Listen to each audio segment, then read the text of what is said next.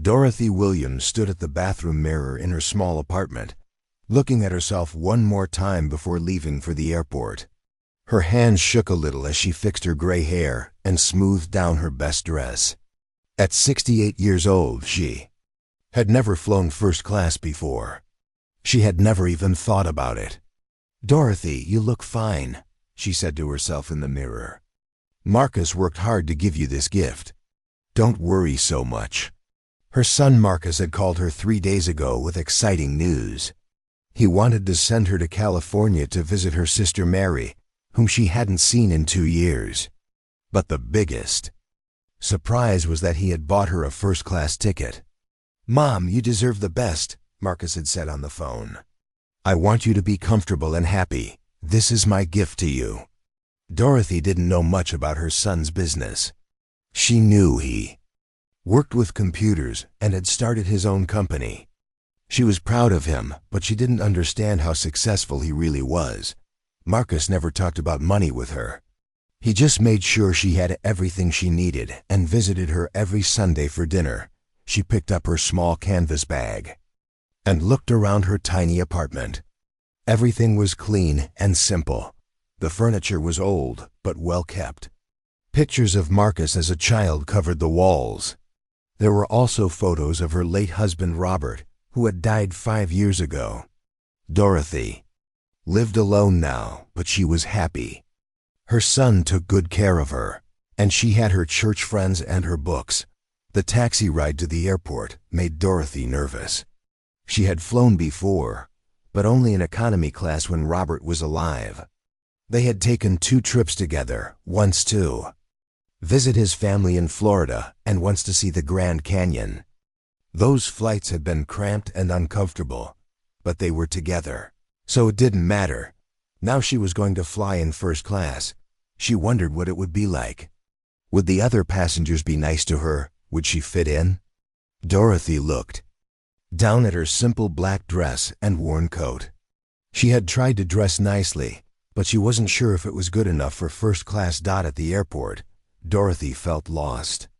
Everything was big and busy. People rushed past her carrying expensive luggage and wearing fancy clothes. She found the check-in counter and showed her ticket to the agent. "First class?" the young man asked, looking surprised. He checked his computer screen twice. "Yes, ma'am, you're all set. Gate 15. Have a wonderful flight." Dorothy walked through the airport, watching all the different people. There were business people in expensive suits talking loudly on their phones. There were families with children running around. There were young people with backpacks who looked like they were going on adventures. She found her gate and sat down to wait. The chairs were comfortable, and she could see the airplane through the big windows. It looked huge. Dorothy took out her book, a romance novel she had borrowed from the library, and tried to read. But she was too excited and nervous to focus on the words. A woman sitting nearby looked at Dorothy and then at her own designer handbag. She whispered something to her husband, and they both glanced at Dorothy again. Dorothy pretended not to notice, but she felt uncomfortable. She checked her ticket again to make sure she was in the right place. When they called for first-class passengers to board, Dorothy gathered her things and got in line. The other first-class passengers looked very different from her.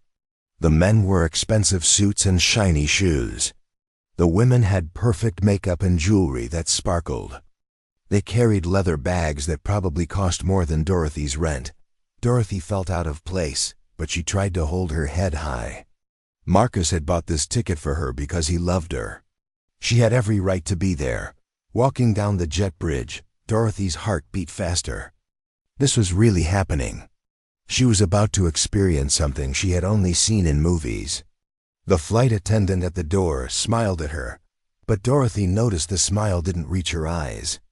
"Welcome aboard," the woman said, but she looked Dorothy up and down in a way that made her feel small. Inside the airplane, Dorothy couldn't believe what she saw. The first-class section was like a fancy living room. The seats were huge and covered in soft leather. There was so much space between the rows. Each seat had its own little table and what looked like a personal TV screen. Dorothy found her seat. 2A, right by the window. She had never had a window seat before. She put her small bag in the overhead compartment, being careful not to disturb the expensive luggage already there.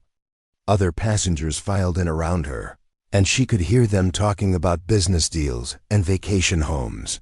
A man in the seat across from her was talking loudly on his phone about buying a yacht. The woman behind her was complaining to her husband about their housekeeper. Dorothy felt like she was listening to people from a different world. She settled into her seat and was amazed by how comfortable it was. The leather was soft, and there was so much room for her legs. She had brought a small bag of chocolate chip cookies that she had baked the night before, thinking she might get hungry during the flight. Now she wondered if it was silly to bring homemade cookies on a fancy airplane. Dorothy looked out the window and watched the workers loading bags onto the plane. She thought about her sister Mary, who was waiting for her in California.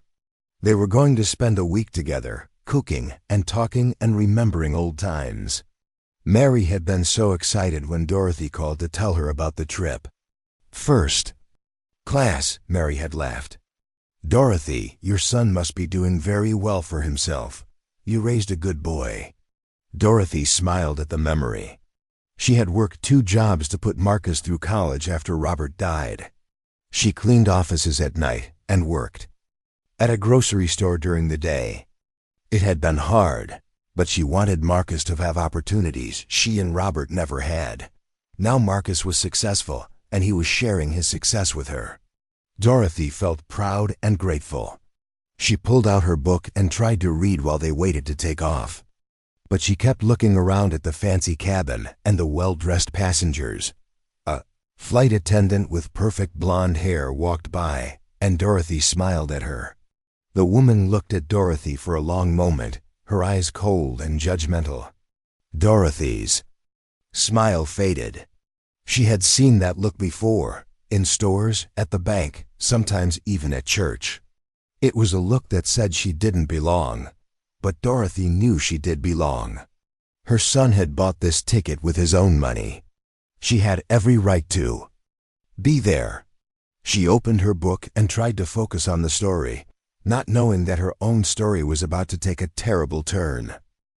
Jessica Monroe had been working as a flight attendant for Skyline Airlines for 8 years. She prided herself on maintaining what she called proper standards in the first-class cabin. At 32 years old, Jessica believed she could spot troublemakers from a mile away. And today, sitting in seat 2A, she saw exactly what she was looking for. The woman in the window seat didn't belong here. Jessica was sure of it. Everything about her screamed economy class: the worn coat, the simple dress, the canvas bag that looked like it came from a grocery store. Jessica had seen people try to sneak into first class before, and she always caught them. Sarah, Jessica whispered to her colleague, a younger flight attendant who was preparing drinks in the galley. Look at the woman in 2A. Does she look like she belongs in first class to you? Sarah glanced over at Dorothy, who was quietly reading her book. She seems nice enough. Maybe she's traveling for something special? Jessica rolled her eyes. Trust me, I know these types. She probably switched boarding passes with someone or found a ticket that fell on the floor. I've seen it all before. The plane was still at the gate, and passengers were settling in for the flight. Jessica watched Dorothy carefully, looking for any sign that she was uncomfortable or didn't know what she was doing. When Dorothy pulled out her small bag of homemade cookies, Jessica smirked. Homemade cookies in first class, Jessica muttered. That says it all. A businessman in seat 3C was talking loudly about his latest real estate deal. The woman in 1B was showing off her diamond bracelet to her friend.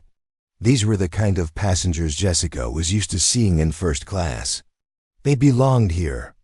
They fit in, but Dorothy Williams was different, and Jessica didn't like different. As the last passengers boarded, Jessica decided it was time to act.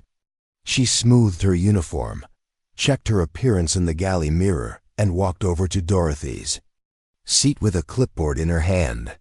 "Excuse me, ma'am," Jessica said in a voice that was loud enough for nearby passengers to hear. "I need to see your boarding pass." Dorothy looked up from her book, surprised. "Oh, of course." She reached into her purse and pulled out her boarding pass, handing it to Jessica with a polite smile. Jessica examined the boarding pass like she was a detective studying evidence. She held it up to the light, checked the date, and compared it to the seat number. Other passengers started to notice what was happening. "Ma'am, I think there might be a mistake here," Jessica announced, her voice carrying across the cabin. "This seat is reserved for first-class passengers only." Dorothy's face showed confusion. "But I am a first-class passenger. My son bought me this ticket." Jessica's eyebrows went up dramatically. "Your son? And what does your son do for work?"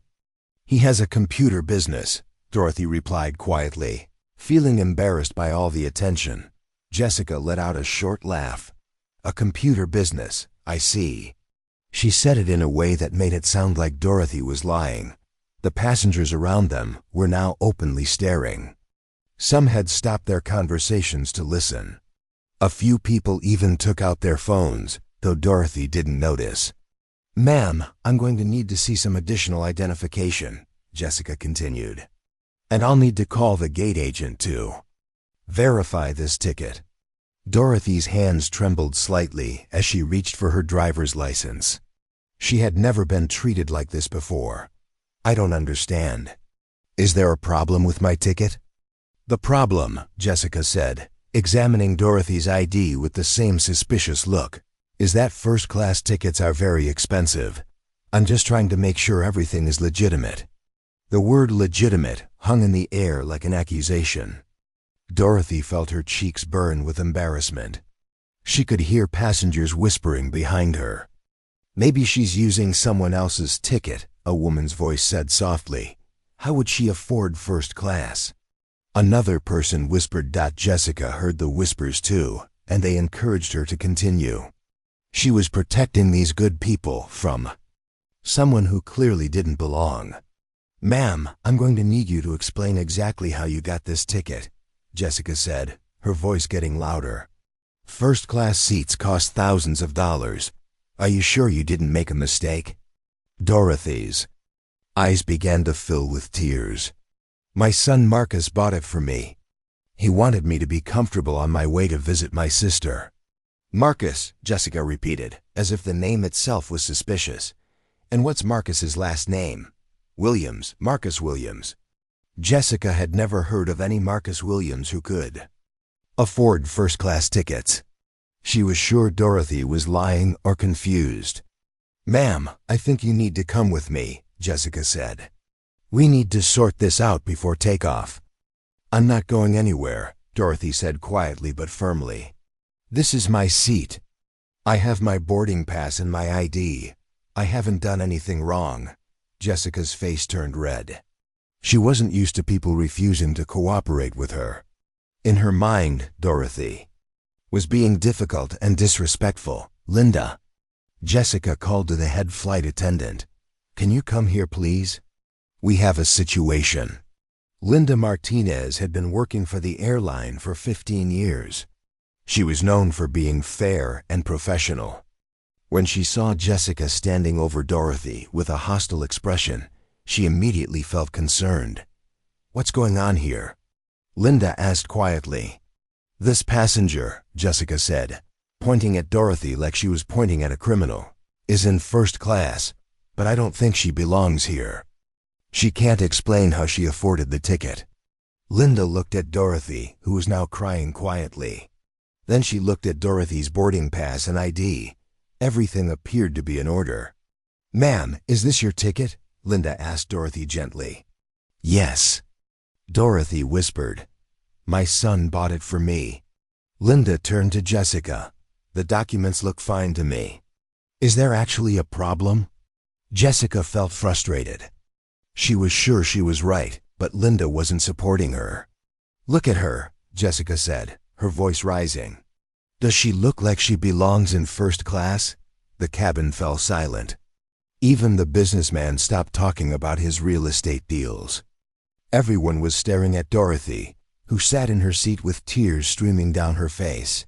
"That's enough," Linda said firmly to Jessica. "Return to your duties." "Ma'am," she said to Dorothy, "I apologize for any confusion. Please enjoy your flight." "But—" Jessica wasn't finished. As Linda walked away, Jessica leaned down closer to Dorothy. "I'm watching you," she whispered. "If you cause any trouble, you'll be off this plane." Dorothy looked up at Jessica with dignity despite her tears. "I just want to visit my sister. I'm not going to cause any trouble." "We'll see about that," Jessica said, finally walking away. Other passengers slowly returned to their conversations, but the tension remained. Dorothy wiped her tears and tried to return to her book, but the words blurred on the page. She had never felt so humiliated in her life. She thought about calling Marcus to tell him what happened, but she didn't want to worry him. He had worked so hard to give her this gift. She would endure whatever came next. Dorothy had no idea that Jessica's behavior was about to get much worse, and that her quiet dignity in the face of cruelty would soon inspire people around the world. 20 minutes had passed since Linda told Jessica to leave Dorothy alone, but Jessica couldn't let it go. She kept looking over at seat 2A, watching Dorothy read her book and eat her homemade cookies. Every time she saw the elderly woman, Jessica felt more angry. "She doesn't belong here," Jessica muttered to herself as she prepared drinks in the galley. "I know she doesn't belong here." The plane was still at the gate, waiting for final clearance from air traffic control. Most passengers were relaxed, reading magazines or talking quietly. But Jessica was getting more upset by the minute. Dorothy had opened her small bag of chocolate chip cookies and was eating one slowly. She offered one to the businessman sitting across from her, but he shook his head and looked away. Dorothy put the cookies back in her bag. Feeling embarrassed again, Jessica watched this interaction and saw it as more proof that Dorothy didn't fit in. Real first-class passengers don't bring homemade cookies, she thought. They order expensive meals and drink champagne. Sarah noticed that Jessica was acting strange. "Jess, are you okay? You seem really upset about something." "That woman in 2A is bothering me," Jessica said, pointing toward Dorothy. "I know she's lying about something. People like her don't fly first class." "People like her?" Sarah asked, confused. "What do you mean?" Jessica didn't answer. She was too focused on watching Dorothy, looking for any excuse to confront her again. Dorothy tried to focus on her book, but she could feel Jessica staring at her. Every few minutes, Jessica would walk past her seat, looking down at her with disapproval. Dorothy had never experienced anything like this before. She started to wonder if she should call Marcus and ask him to help her, but Dorothy was a strong woman. She had raised Marcus by herself after his father died. She had worked 2 jobs for years to put him through college. She wasn't going to let one rude flight attendant ruin her trip. The captain's voice came over the intercom. "Flight attendants, please prepare for departure." This was Jessica's last chance to act before they took off. She walked over to Dorothy's seat one more time, her face set with determination. "Ma'am, I need to speak with you," Jessica said loudly. Dorothy looked up from her book. "Yes? I've been thinking about our conversation earlier, and I'm still not satisfied with your answers," Jessica announced. "I think you need to move to economy class where you belong." The passengers around them stopped what they were doing and stared. This was the second time Jessica had confronted Dorothy, and everyone could see that something was wrong. "I'm not moving," Dorothy said quietly but firmly. "This is my seat. I showed you my boarding pass and my ID. I have every right to be here." Jessica's face turned bright red. She had expected Dorothy to be intimidated and agree to move. Instead, Dorothy was standing up to her, and Jessica felt like she was losing control. "You have no right to be here," Jessica shouted. Look around you. Look at the other passengers. You don't belong with these people." Dorothy looked around the cabin. The other passengers were indeed dressed in expensive clothes and carrying fancy bags. But that didn't mean she had no right to be there. "My son paid for this ticket," Dorothy said, her voice getting stronger. "I'm going to visit my sister, and I'm not bothering anyone. Please leave me alone." "Your son," Jessica repeated with a nasty laugh. "What kind of computer business does your son have that makes so much money? You probably don't even know what he really does for work." Dorothy felt a flash of anger. Jessica could insult her, but she wouldn't let anyone insult Marcus. "My son is a good man who works hard. He built his business from nothing, and he takes care of his mother. That's all you need to know." "I don't believe you," Jessica said. "I think you're lying about everything. I think you found this ticket or stole it, or got it some other way." The word "stole" hit Dorothy like a slap. In her 68 years of life, no one had ever accused her of stealing anything. She stood up from her seat, facing Jessica directly. "How dare you?" Dorothy said, her voice shaking with emotion. "I have never stolen anything in my life. I am an honest woman, and I raised an honest son. You have no right to speak to me this way." Jessica was shocked that Dorothy had stood up to her. In her mind, Dorothy was supposed to be ashamed and apologetic.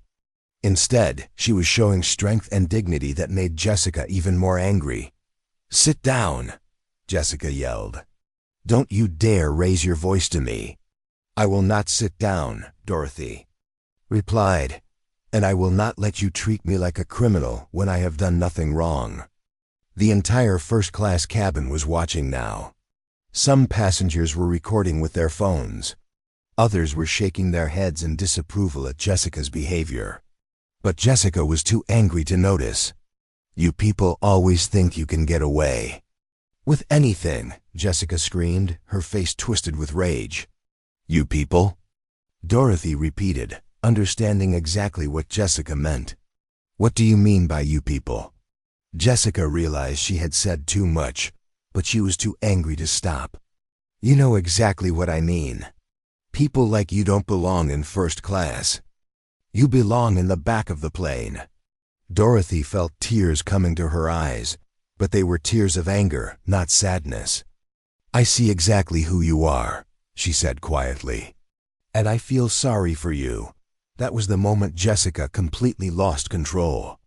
The idea that this elderly black woman felt sorry for her was more than she could handle. Without thinking, without any warning, Jessica raised her right hand and slapped Dorothy hard across the face. The sound of the slap echoed through the cabin like a gunshot. Dorothy's head snapped to the side from the force of the blow. She stumbled backward, her hand flying to her cheek, which was already turning red. The entire plane fell completely silent. Even the engine seemed quieter. Every passenger in first class stared in complete shock at what they had just witnessed as Dorothy stood there, holding her burning cheek, tears streaming down her face. But she didn't cry out. She didn't scream. She didn't hit back. She just stood there with more dignity than Jessica could ever understand. "Oh my God," a woman's voice said from somewhere in the cabin. "Did she just hit that old lady?" A man asked, in disbelief. "Someone call security," another passenger demanded. Jessica seemed to realize what she had done, but instead of apologizing, she tried to justify her actions. "She was being disrespectful. She wouldn't listen to me." Linda, the head flight attendant, came running from the galley. "Jessica, what have you done?" Dorothy slowly sat back down in her seat, still holding her cheek. She looked out the window, trying to compose herself. She thought about Marcus and how proud he would be of her for not fighting back. She thought about her late husband Robert and how he always taught her to take the high road. But mostly, she thought about how no one should ever be treated the way Jessica had just treated her. The consequences were about to begin. The chaos in the first-class cabin continued for several minutes after Jessica slapped Dorothy. Passengers were shouting at Jessica, demanding that she be arrested. Linda was trying to calm everyone down while calling for security. And Jessica stood there, still trying to defend what she had done. She was being difficult, Jessica kept saying. She wouldn't follow my instructions, but nobody was listening to her anymore. They had all seen an elderly woman get attacked for no reason, and they were horrified. Dorothy sat quietly in her seat, still holding her burning cheek. A kind woman from across the aisle had given her some ice wrapped in a napkin. Dorothy pressed it against her face and tried to stay calm. "Ma'am, are you okay?" asked the businessman who had ignored her earlier. Now he looked concerned and guilty. "Do you need medical attention?" "I'm fine," Dorothy said softly. "Thank you for asking." But Dorothy wasn't really fine. She was hurt and embarrassed and confused. She had never been treated so badly in her entire life. She didn't understand why. Jessica had been so cruel to her. Security officers boarded the plane and immediately went to Jessica. Linda explained what had happened, and several passengers showed them videos they had recorded on their phones. Jessica was placed in handcuffs and led off the plane. As Jessica was being arrested, she looked back at Dorothy one more time. "This isn't over," she said angrily. "People like you always cause trouble." Dorothy watched Jessica being taken away and felt sad. Not sad for herself, but sad that someone could have so much hate in their heart. After Jessica was gone, Linda came over to Dorothy. "Ma'am, I am so sorry about what happened. This is completely unacceptable, and we will make sure you receive proper care." "I just want to see my sister," Dorothy said quietly. "Of course. We'll get you medical attention first, and then we'll make sure you get to California safely." Dorothy nodded, but she was thinking about something else. She needed to call Marcus. She had tried to handle the situation by herself, but now she realized she needed her son's help. "Can I make a phone call?" Dorothy asked Linda. "Of course. Take all the time you need."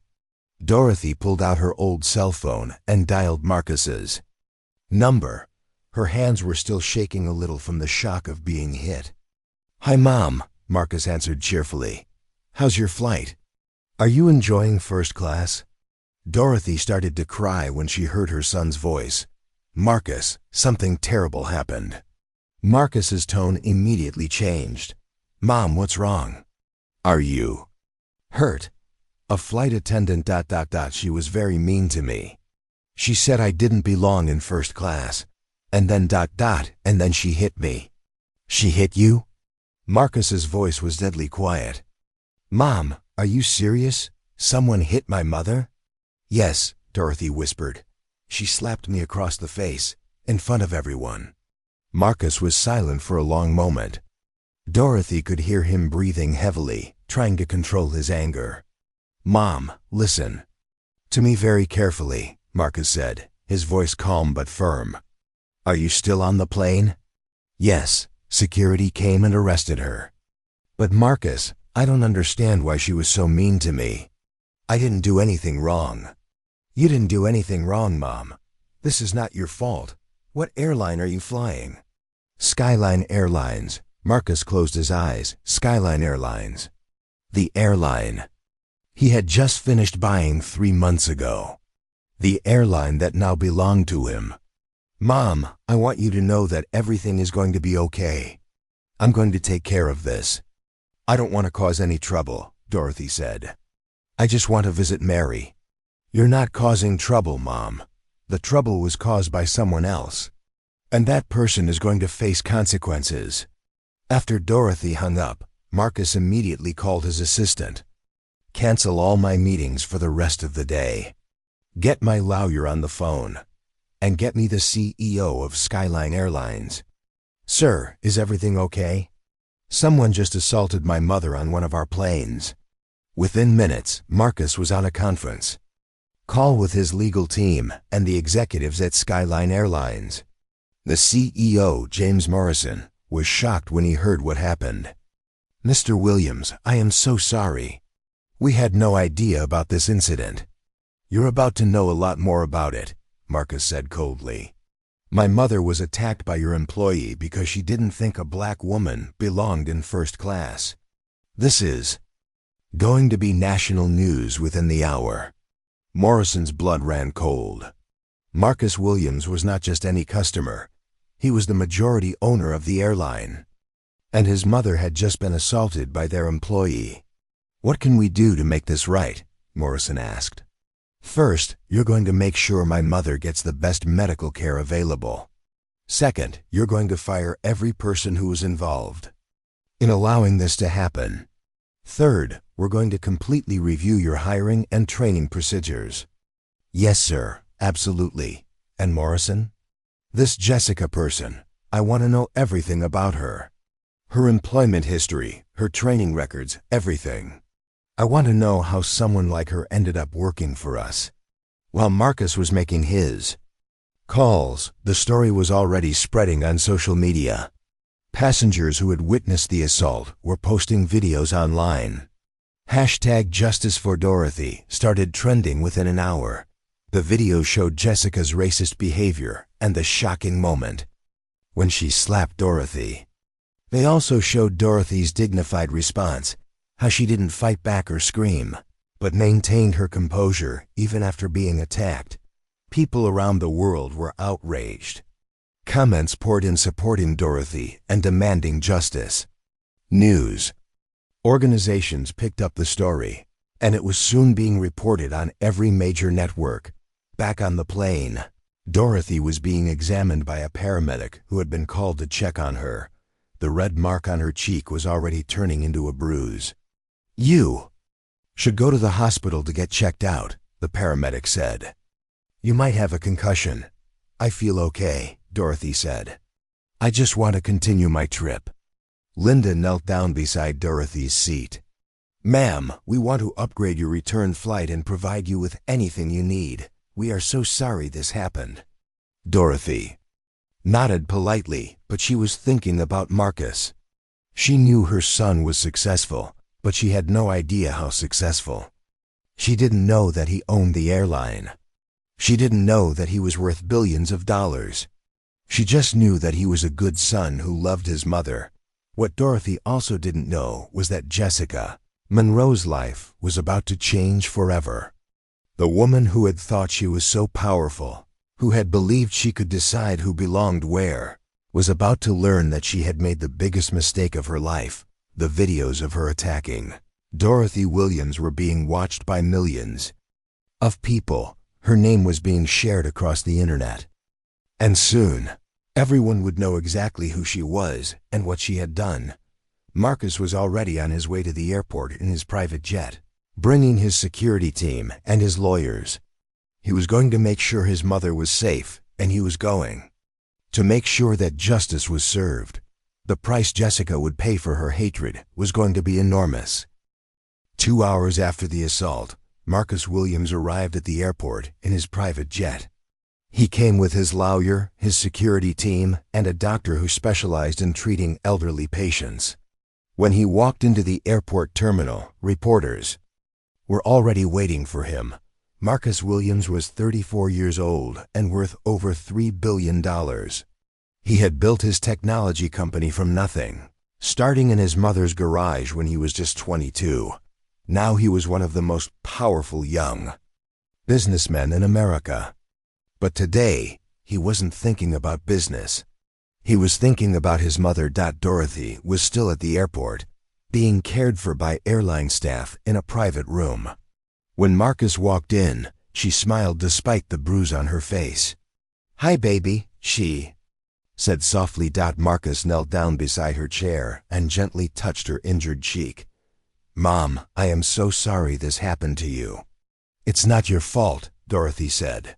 "You gave me a wonderful gift. One bad person can't ruin that." Marcus felt tears in his eyes. Even after being attacked, his mother was trying to make him feel better. This was why he worked so hard, to protect and care for the woman who had sacrificed everything for him. "Mom, "There's something I need to tell you," Marcus said. "I own Skyline Airlines. I bought the company 3 months ago." Dorothy looked confused. "You own the airline?" "Yes, which means the person who hurt you is working for me. And I promise you, she will never work in this industry again." While Marcus was with his mother, Jessica Monroe was sitting in a jail cell, finally understanding how much trouble she was in. Her lawyer had shown her the videos that were spreading across the internet. Millions of people had watched her slap Dorothy Williams, and they were all calling for justice. "Jessica, you need to understand how serious this is," her lawyer said. "You're facing criminal assault charges. You could go to prison." "But she was causing trouble," Jessica protested. "She didn't belong in first class." "That's not your decision to make," the lawyer replied. "And hitting a passenger is never acceptable, no matter what you think they did wrong." Jessica was also learning about Marcus Williams for the first time. Her lawyer had printed out articles about him from business magazines.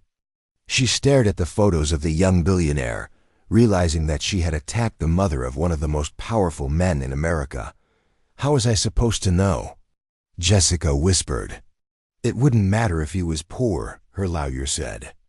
"You still assaulted an innocent woman." Outside the jail, protesters were gathering. They carried signs that said, "Justice for Dorothy," and "End racism on airlines."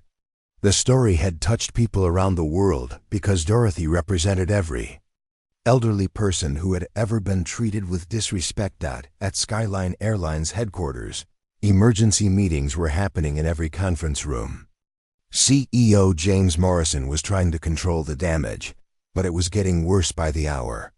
"Sir, we've received over 50,000 complaints in the last 2 hours, his assistant reported. "People are saying they'll never fly with us again unless we take action." Morrison knew that Marcus Williams was not just upset as a son. He was also upset as the owner of the company. If Marcus decided to fire everyone involved, he could do it with one phone call. The airline immediately issued a statement. "Skyline Airlines deeply apologizes to Mrs. Dorothy Williams for the unacceptable behavior of our former employee.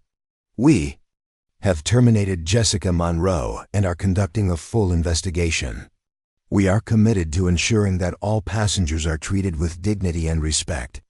But Marcus wanted more than just an apology. He called a press conference for that evening. Dorothy didn't want to attend the press conference, but Marcus convinced her that it was important. "Mom, what happened to you happens to other people too," he explained. "If we don't speak up, it will keep happening." That evening, Dorothy sat beside her son at a table full of microphones and cameras. She wore a simple blue dress and had tried to cover her bruise with makeup, but it was still visible. Marcus spoke first. "My mother, Dorothy Williams, was assaulted today by a Skyline Airlines employee because that employee decided my mother didn't belong in first class. This attack was wrong, it was criminal, and it was racist." Reporters asked many questions, but Dorothy answered them with grace and dignity. "Mrs. Williams, how do you feel about what happened?" one reporter asked. "I feel sad," Dorothy replied. "Not just for myself, but for anyone who has been treated badly because of how they look or where they come from. No one deserves that." "What do you want to happen to Jessica Monroe?" Dorothy thought for a moment. "I want her to understand that what she did was wrong. I want her to learn that all people deserve respect, no matter what they look like." The next day, the consequences for Jessica continued to grow. She was fired from Skyline Airlines and charged with assault. Her story spread across the internet, and her name became known around the world, but for all the wrong reasons. Other airlines announced that they would not hire her. Flight attendant unions condemned her actions. She received thousands of angry messages from people who had seen the videos of her attacking Dorothy. Jessica lost her apartment because she couldn't pay rent without her job. Her friends stopped talking to her because they were embarrassed to be associated with her.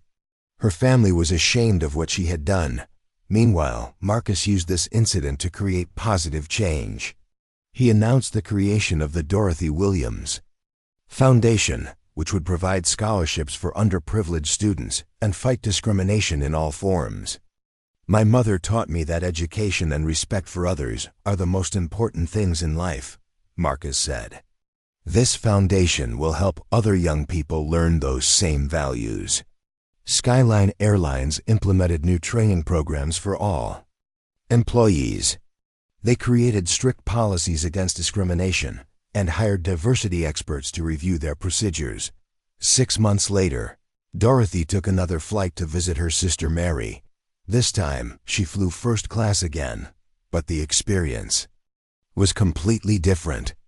The flight attendants treated her like royalty, and other passengers were kind and respectful. As the plane took off, Dorothy looked out the window and thought about how much had changed. Jessica Monroe was still dealing with the consequences of her actions. She had never found another job in the airline industry and was working at a grocery store for minimum wage. Dorothy didn't think about Jessica with anger. She thought about her with pity. Jessica had let hatred control her life, and it had destroyed everything she had worked for. Dorothy opened her book and began to read. She was flying to see Mary again, and this time she planned to enjoy every minute of the journey. She had learned that standing up for yourself, even when it's hard, can change the world. The price of Jessica's prejudice had indeed been massive. She had lost her career, her reputation, and her future. But Dorothy's grace and strength had inspired millions of people and created lasting change that would protect others from experiencing the same cruelty. Justice had been served.